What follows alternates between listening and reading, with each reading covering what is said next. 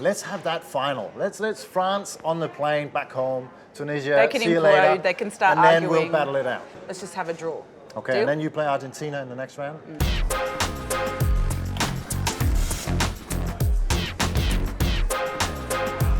Here you go, guys. Thank you. Do I take the Danish accent? Yeah. Are we already ahead? 2-1.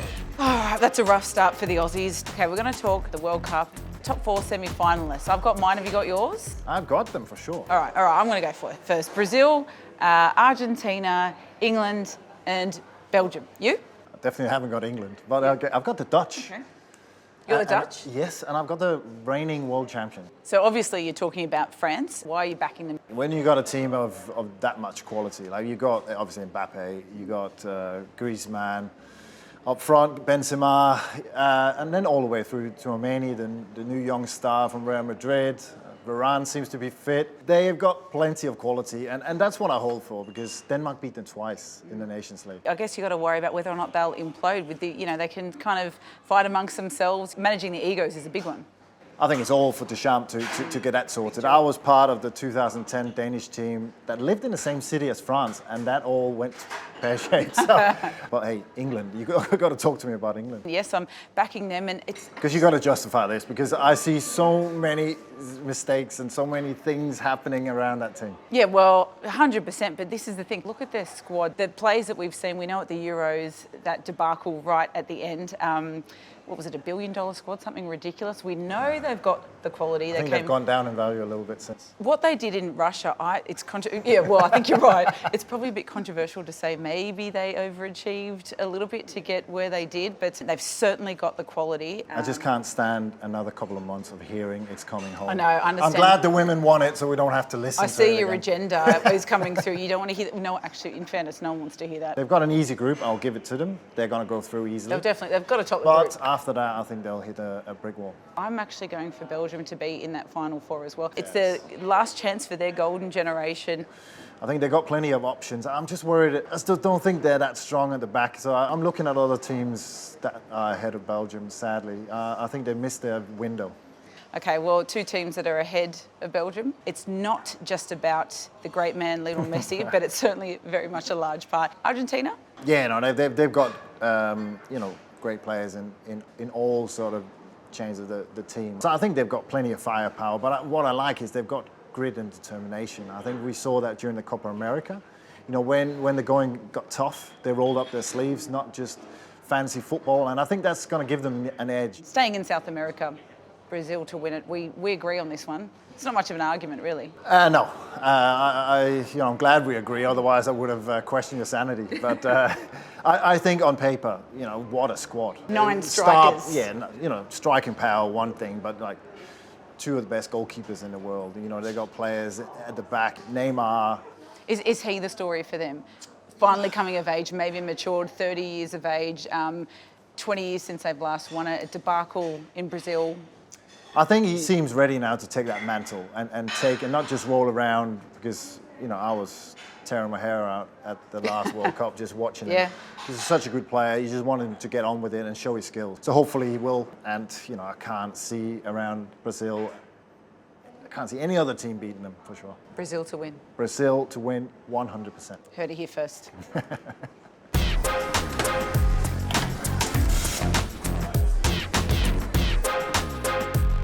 All right, well, we're looking at the end of an era with 2 of the all-time greatest players ever in Ronaldo and Messi on their way out. This will be their last World Cup, surely. Mbappe was the one we were talking about 4 years ago as the absolute breakout star of the World Cup, and of course, France ended up world champions. What about this time around? You got anyone? Of course. Who? This is the exciting thing. Young players breaking through. I've got an eye on Jamal Musiala. He's got a background. He was actually living in England for many years. Could have chosen to play for the English team.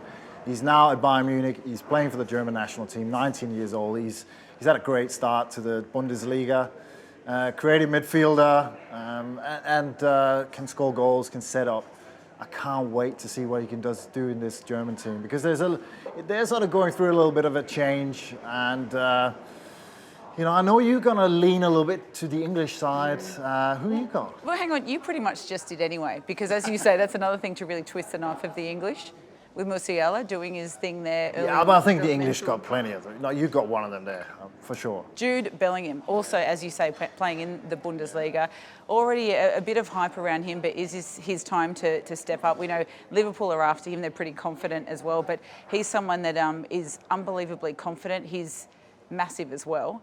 Gareth Southgate can release the shackles if he wants to not play all that conservatively. And, Dortmund themselves are saying, we don't know how much better this guy's going to get, which is terrifying, hopefully, for the opposition. But this is a massive opportunity for him. We reckon England will, advance out. Well, they should top the group. So a great opportunity to really show what he can do to the world. Yeah, and I think you touched on it. I think the shackles need to come off. And I think that's where Southgate, he needs to give, we've had Sancho, he's had an up and down season.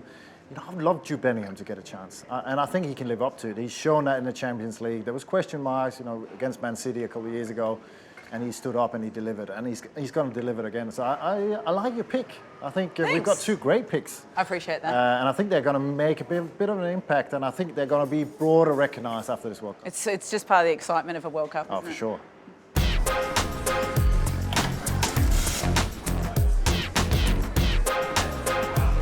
Well, Thomas, what are the odds? Denmark facing Australia again in the group stages. By the time we meet, the third and final group match, is it going to be top of the table? What do you think? No, I'll tell you, it's going to be a really tight match because Denmark will be playing their reserves because we've already won the first two games and we'll just go easy into the round of 16.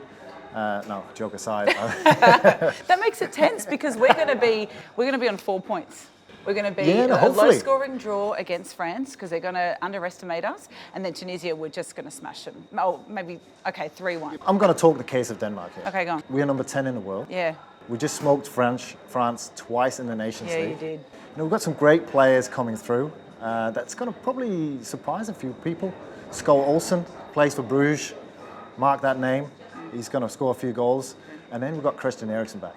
What a story. He's the talisman and story. We know all what happened. But it's galvanised the Danish team and the belief is through the roof. So I'm quietly confident.